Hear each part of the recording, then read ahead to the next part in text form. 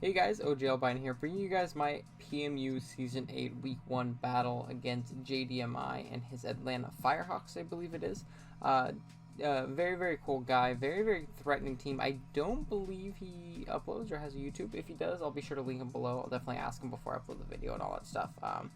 But yeah, with that being said, I do want to do a quick little team builder before the battle so you guys can, understand my thought process in the build and what I'm bringing.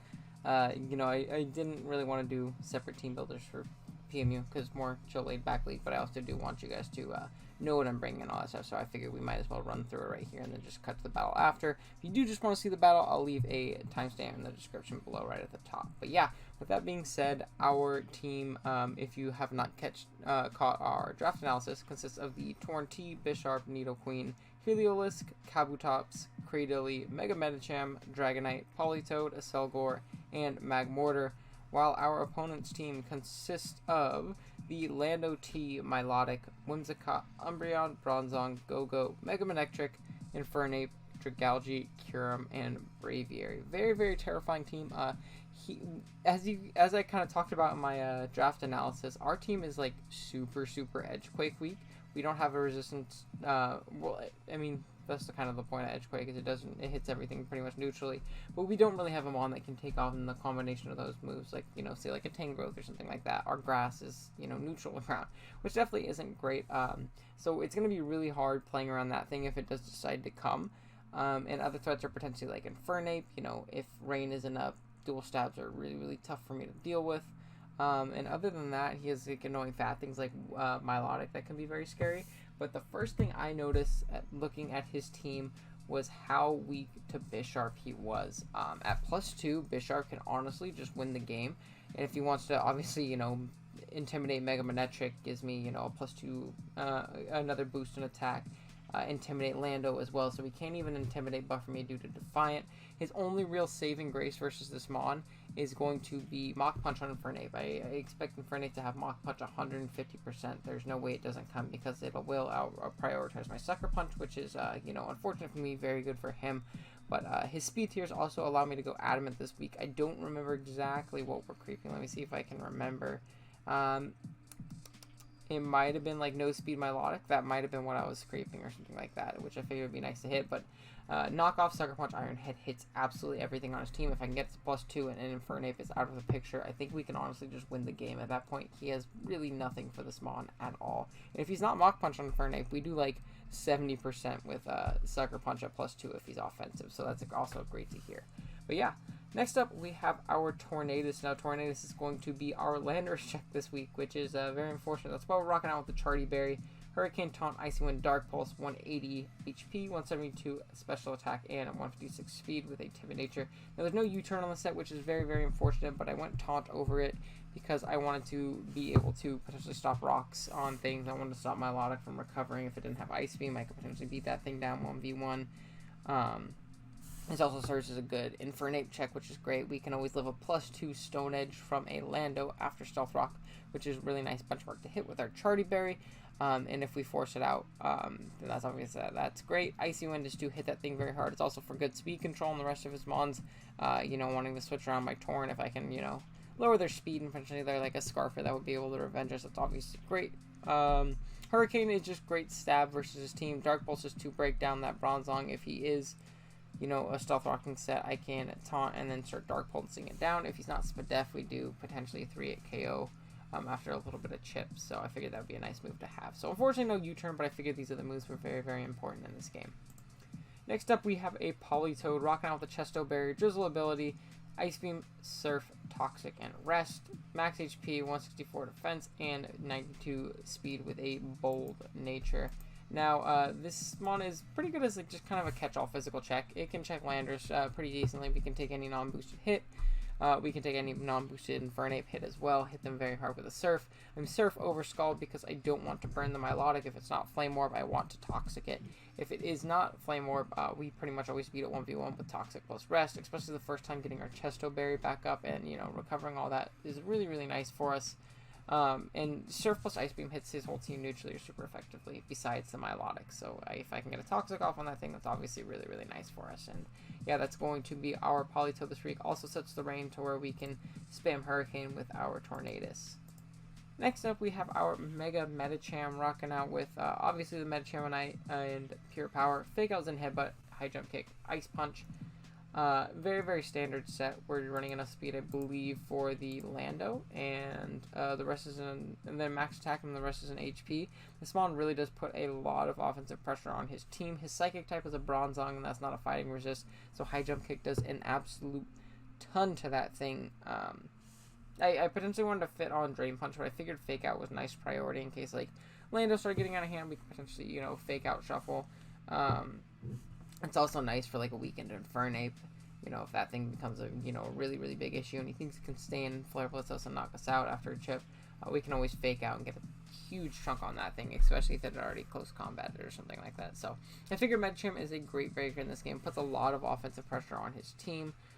Things like the Milotic and things like the Lando to switch in, take a lot of chip, and High Jump Kick into Ice Punch should always take out that Lando as well, unless he's Yachi. So that's also a very nice, you know, side to Manectric. I mean, not Manectric, Medicham here. But yeah, that's going to be Medi. Next up, we have our Nidoqueen rocking out with a Shuka Berry set, Stealth Rock, Earth Power, Ice Beam, and Super Fang.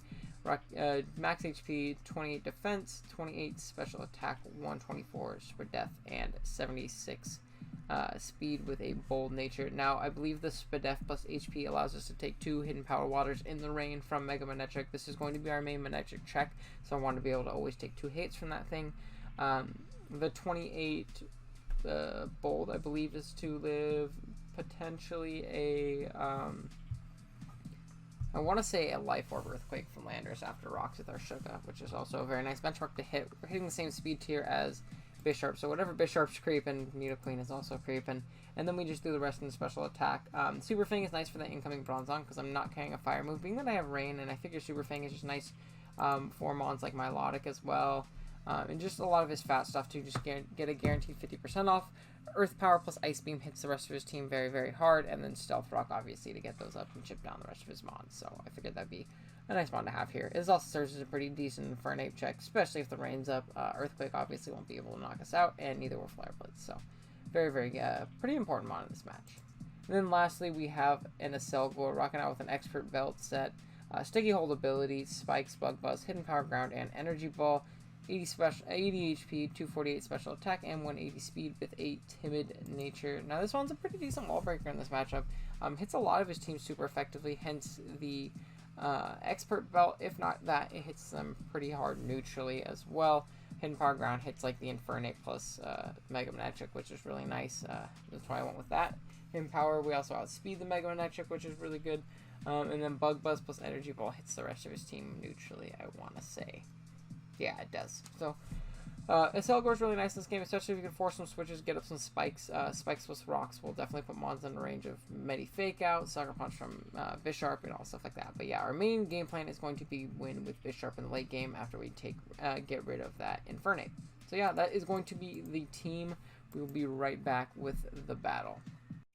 Alright guys, here we are with the battle. So looking at the 6 my opponent elected to bring, looks like he went with the Bronzong, Dragalge, Infernape, Mega Manectric, Whimsicott, and Milotic. Now, first thing I noticed right off the bat is that there is no Landorus. I was really expecting, like, maybe a Rock Polish or, like, most likely Rock Polish, because he didn't need a lot of chip on my whole team to win with just Edge plus Earthquake, and then potentially a Resist Barrier, like a boosting item, like, you know, Soft Sand or something like that. But I will definitely take not saying that thing. It really does free my Torn up to be a reliable Infernape check, which is really, really good here. I did see the Dragalge, and the Dragalge scares me a little bit. I didn't prep too hard for that thing, which is on me, so I really do lack switch-ins to that, but hopefully we can play around it. Going into this game, my play right here, I want to lead off Nidoqueen. It covers a Mega Manectric lead, and I can get rocks on pretty much anything as well. So I figured that was my best play. The only thing that really forces me out is a Milotic, because I don't want to take a Scald for no reason, as that is actually what he ends up leading off with, which is really tough because it's going to force me to switch out right here. I believe I go out into my Polito, just scouting to see what he wants to do, what his set is, and all that stuff, as I believe he just throws off a big turn 1 Scald. And due to my own drizzle, it's actually going to do a pretty fair chunk to Politoed right here, as you're going to see. But yeah, he goes ahead and throws it off. Even if he nags the burn, which you're going to see he does actually get, it's completely fine because I am Resto Chesto. And, you know, burn is going to chip me down slower than a potential Toxic would. But unfortunately, he's going to reveal the Flame Orb, which really does suck because now I can't Toxic this thing and really beat it. I'm going to pivot out into my Selgor. I didn't think he'd Scald again. He actually does end up making that play. Gets a giant chunk off with the rain, and he burns us, which is super unfortunate. We're going to go down to not the next turn of burn, but the one after that, and he can, you know, easily just kind of recover stall us right here if that's what he wants to do. But he's actually going to elect to pull the switch out, which is completely fine. He's going to go into Infernape to try and take the hit from us. We do go for Energy Ball, which would have chunked the Milotic at least a decent amount, force him into a recover turn where we could maybe get up a Spike or something like that if he didn't recover on us right there.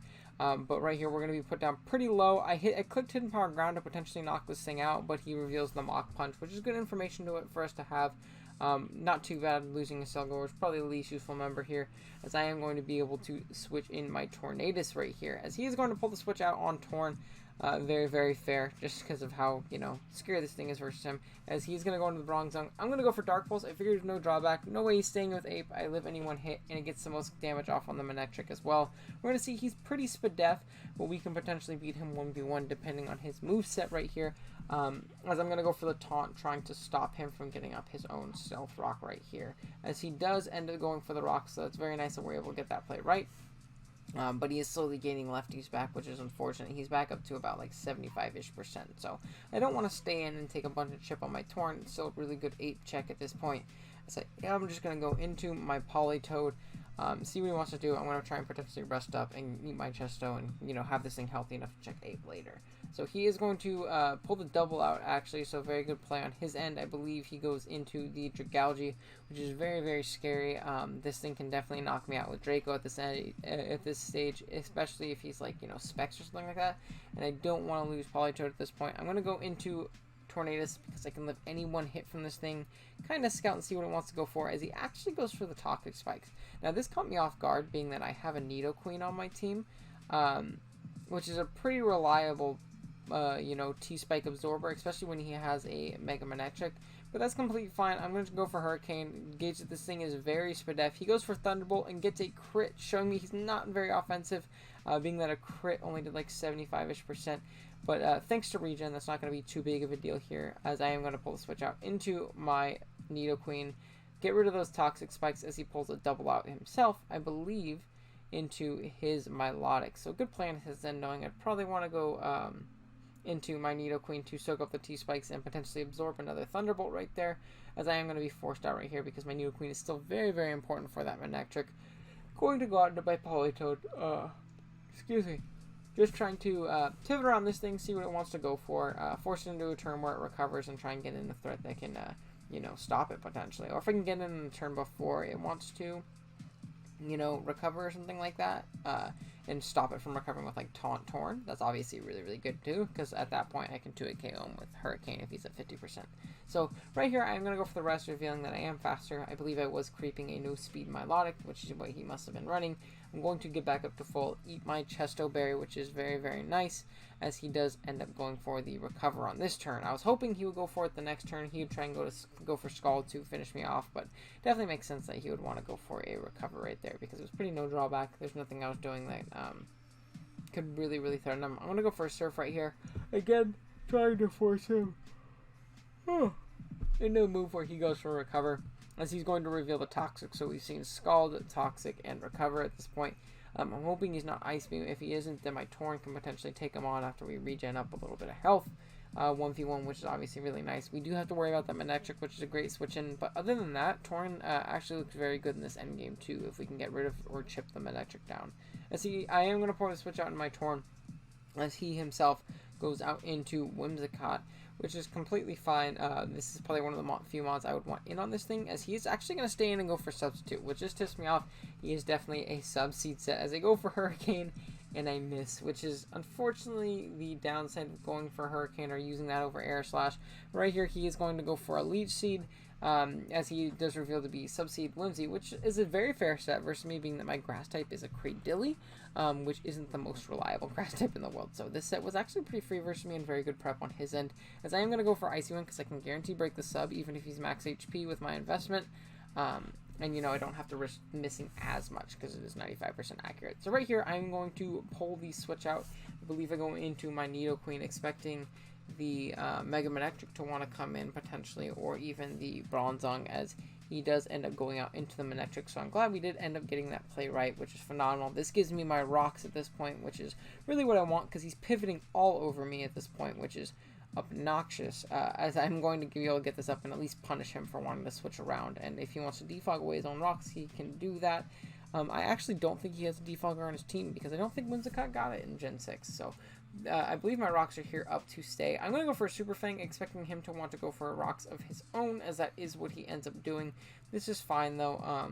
The only one on my team that really cares about rocks is Torn, and Torn can at least regen that damage off every time it comes in. It's just not getting as much regen. So that's completely fine with me. Oh, excuse me again. As I am going to pull the switch out into Torn, expecting him to attack with like a Psychic type move this turn, as I believe he does end up going for the Psychic. So it shows that he's mixed. He's probably minus speed with Gyro or something like that. As I am going to get brought down pretty low, but potentially dependent on rolls, I can actually 2-hit KO him with Dark Pulse right here.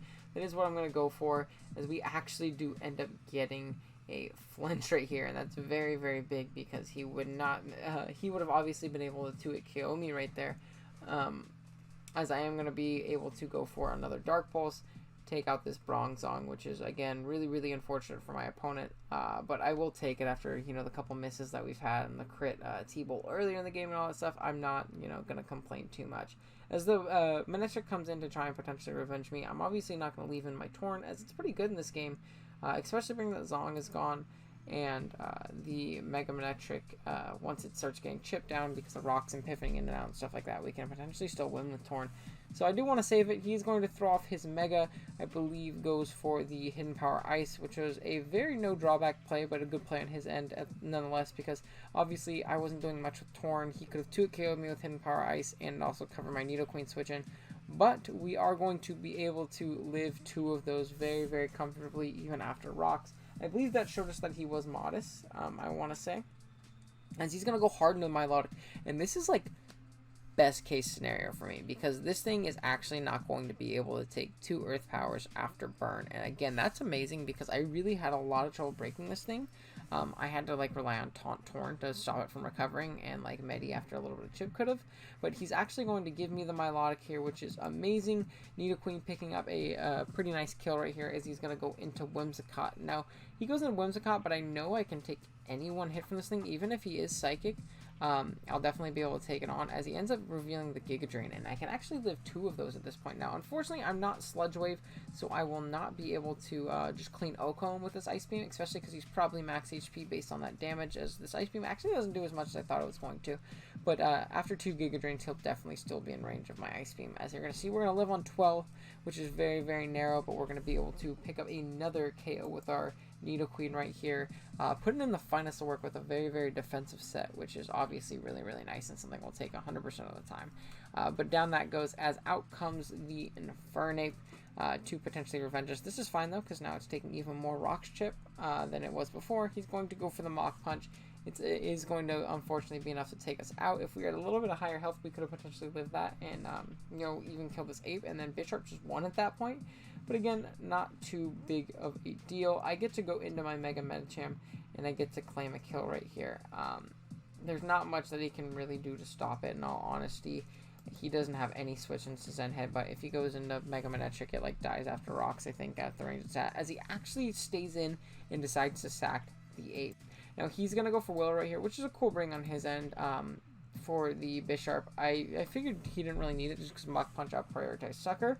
But the fact that I'm totally like willing to give him my Medicham, because the fact that he was willing to just sack this thing means that Bisharp pretty much wins the game. Regardless of Mega Medicham coming in, I go into my Bisharp and I click Sucker Punch, and after a little bit more chip on main and a little bit more chip on Dragalge, puts it in range of knockoff, and this game should be over. But you're going to see Mega Medicham is very, very strong. It's going to be able to knock out that Infernape through the burn right here, as we do take a little bit of residual as he goes out into the Manectric. And even at -3, we do a huge chunk to this thing with the potential Zen Headbutt or Earthquake. So I'm going to stay in. He reveals the Thunder, so he was very much expecting me to bring Rain this week.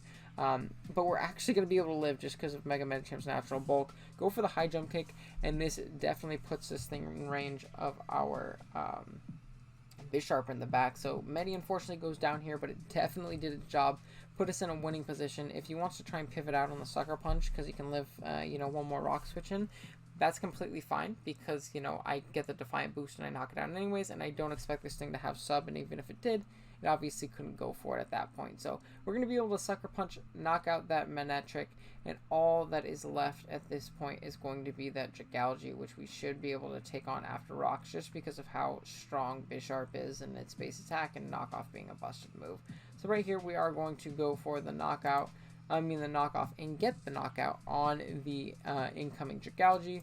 And then we are able to pick up a nice 3-0 victory in week 1. So GG to my opponent. It was very, very close. There's a little bit of unfortunate hacks on both sides. I'm sorry about the Dark Pulse flinch, but also, the T-Bolt crit was very, very unfortunate. Put me in a tough spot with Torn, but I'm not one to, compare hacks, obviously. I'd say the flinch on the Bronzong mattered a little bit more because it let me keep my Torn, in the back, which was forced that Manectric in to revenge me, which, in the end allowed me to set up the end game in which I really did put in a lot of work. So, again, GG to my opponent. Very, very fun game. I'm glad we're getting to play on ORAS again. It was a lot of fun, kind of taking a step back in time and seeing where draft really originated, and hopefully we can continue to have fun and do well throughout the season. Now, with our week 2 game, I do have to do a little bit of housekeeping. There will not be a battle going up for week 2. I'll probably still upload our week 3 next week, but week 2 won't be going up because I'm an idiot and I forgot to save the code after playing. It was a phenomenal game too, so I'm really, really sad we didn't get to upload it. We played against Zombie, and we always have fun games against Zombie. We ended up actually picking up a 1-0 victory, so we're 2-0 to start the season. Obviously, you guys won't be able to see that battle, unfortunately, because Zombie didn't save it either, because he doesn't have the first recorder, and he is not uploading this season, so he didn't save it either, so I can't even use his perspective. It was a phenomenal game. It was a 1-0 victory. I believe Kaputots came and got a kill.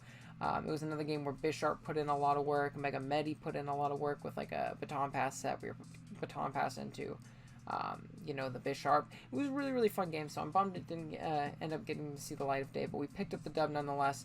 And then week 3, we're going to be taking on our buddy Silver Smasher, who actually took over a team for someone else in the league that had to unfortunately drop. And it's not a team that Silver's necessarily comfortable with, which might give us a little bit of an advantage, but Silver is a phenomenal battler, so we definitely cannot take him lightly. He has beaten me a ton of times. He's super, super well respected in the community and a really good battler, so I'm looking forward to that.